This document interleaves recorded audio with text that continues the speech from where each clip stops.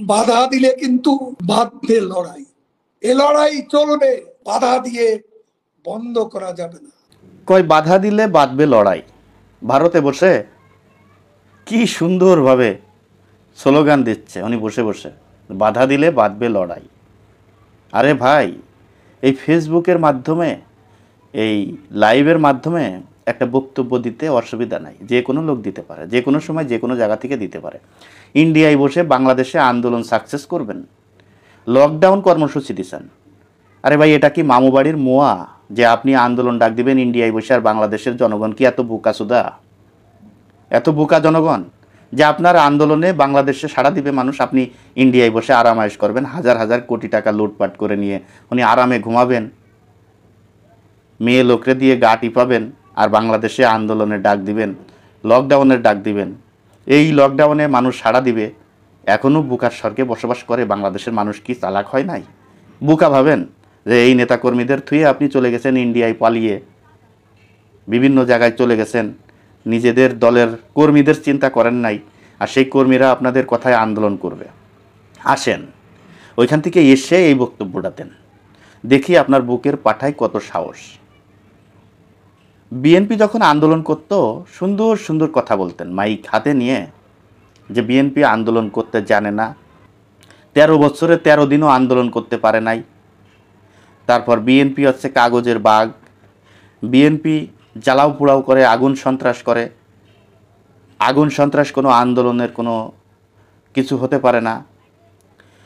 BNP বাসে আগুন দেয়, মানুষ পুড়ায়, মানুষ পুড়িয়ে আন্দোলন করে, এটা কোনো রাজনৈতিক দল হতে পারে না।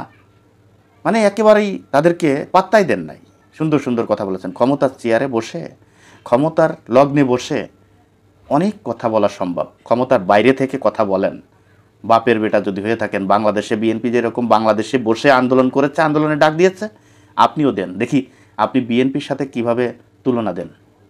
বিএনপি আন্দোলন করতে পারে না, ভারতে বসে আবার বলছেন যে বাধা দিলে বাঁধবে লড়াই। কত সুন্দর কথা রে।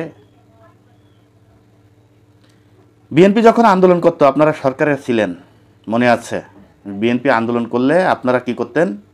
এই বাসে আগুন দিতেন, মানুষ পুড়িয়ে মারতেন, বিভিন্ন জায়গায় অগ্নিসংযোগ করতেন। তার প্রমাণ দিয়েছেন এই লকডাউনে, তার প্রমাণ এই লকডাউনে দিয়েছেন। কিভাবে দিয়েছেন? বিএনপি যখন হরতাল অবরোধের ডাক দিত, তখন তার আগের দিন সন্ধ্যার পর থেকে বিভিন্ন জায়গায় বাসে আগুন দেওয়া হতো, গান পাউডার দিয়ে মানুষ মারা হতো। এটা নিজেরা করে বিএনপির উপরে দায় চাপাতেন।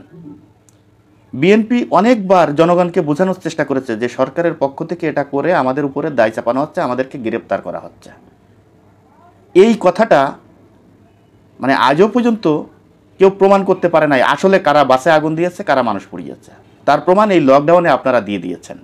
আপনারা সবসময় একটা কথা বলতেন যে আগুন সন্ত্রাস যারা করে তারা রাজনৈতিক দল হতে পারে না, যারা মানুষ পুড়িয়ে মারে তারা কোনো রাজনৈতিক দল হতে পারে না, মানুষ পুড়ানো এটা কোনো আন্দোলন না, বাসে আগুন দিয়ে এটা কোনো আন্দোলন না, এইভাবে আপনারা বলতেন।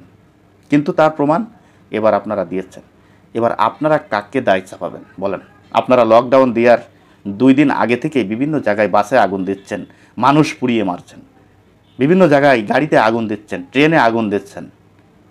এই যে কাজগুলো, এটা তো আপনাদের আগের অভ্যাস। সেই অভ্যাস আজকে মানুষকে বুঝিয়ে দিলেন যে আমরা মানুষ মেরে রাজনীতি করি। আরে ভাই, এখন কাকে দোষ দিবেন? ডক্টর মোহাম্মদ ইউনূসের তো কোনো রাজনৈতিক দল নাই, এখন তো ডক্টর মোহাম্মদ ইউনূস ক্ষমতায়। তার তো একটা নেতাকর্মী নাই, রাজনৈতিক নেতাকর্মী একজনও রাস্তায় নাই, তার একজন ব্যক্তিও আপনি পাবেন না যে রাজনীতি করে। তাহলে আপনি কাকে দায় চাপাবেন? তখন তো বিএনপি আপনাদের উপরে দায় চাপাতো, আপনারা সরকারে ছিলেন, আপনারা যেটা করতেন সেটা বিএনপি বলতো, কিন্তু জনগণ এটা মানতো না। জনগণ মানতো, আপনারা মানতেন না, আপনারা মানতে চেতেন না। তার প্রমাণ তো এখন দিয়ে দিলেন। কারণ এখন তো এই ডক্টর ইউনূসের কোনো রাজনৈতিক কর্মী নাই যে তারা বাসে আগুন দিবে। তাহলে আপনারা এই আন্দোলনের ডাক দেওয়ার সঙ্গে সঙ্গেই আপনার বিভিন্ন জায়গায় অগ্নিসংযোগ করেছেন, বিভিন্ন জায়গায় বাসে আগুন দিয়েছেন, মানুষ পুড়িয়ে মারছেন, চালক পুড়িয়ে মারছেন। তা এটার প্রমাণ তো আপনারা দিচ্ছেন যে বিগত 16 বছরে যেই বিএনপি আন্দোলন করেছে, যত হত্যাকাণ্ড হয়েছে, যত বাসে আগুন দেওয়া হয়েছে, ট্রেনে আগুন দেওয়া হয়েছে, অগ্নিসংযোগ হয়েছে, সেগুলো আপনারা নিজেরা করেছেন। তার প্রমাণ এই লকডাউনে আপনারা দিয়েছেন। মানুষ তো এখন আর বোকা নাই, কারণ যেহেতু সরকারের কোনো রাজনৈতিক নেতাকর্মী নাই যে তারা বাসে আগুন দিবে। আপনাদের লকডাউনে আপনারা এই যে বাসে আগুন দিয়েছেন, মানুষ পুড়িয়ে মারছেন, এই কাজগুলো আপনারা নিজেরা করে আবার তখন বক্তব্য দিতেন যে বিএনপি জামাত অগ্নিসংযোগ করে। তো অগ্নিসংযোগ কারা করে জনগণ এখন কিন্তু একেবারে হাড়ে হাড়ে বুঝে গিয়েছে। তো অতএব এই ধরনের বক্তব্য, আপনাদের কোনো বক্তব্যই এখন আর জনগণ খায় না। জনগণ আপনাদের কথায় রাস্তায় নামবে না ভাই। আপনারা দেখেন যত চেষ্টাই করেন না কেন, আপনারা দেশে এসে আন্দোলন করেন, তাও আপনাদের কথায় জনগণ নামবে না। বিশ্বাস হয় না? আসেন, শেখ হাসিনা সহ আপনারা যত নেতাকর্মী বাইরে পালিয়ে আছেন, আসেন, দেশে আসেন, এসে রাজনীতি করেন। দেখি আপনাদের বুকে কত সাহস। ওই ভিডিও বার্তার মাধ্যমে এখন আন্দোলনের ডাক দিয়ে লাভ নেই। এই জনগণকে বিপদে ফেলে আপনারা আরামায়েশ করবেন, এটা জনগণ বুঝে গেছে। আপনাদের ডাকে আর সাড়া দিবে না। দর্শক, আজ এই পর্যন্তই। যদি ভিডিওটি ভালো লেগে থাকে তাহলে আপনাদের কাছে অনুরোধ থাকবে এই ভিডিওটি বেশি বেশি করে শেয়ার করবেন, লাইক করবেন এবং আপনাদের মতামত আপনারা কিন্তু কমেন্ট বক্সে জানিয়ে যাবেন। দর্শক, ভালো থাকবেন, সুস্থ থাকবেন।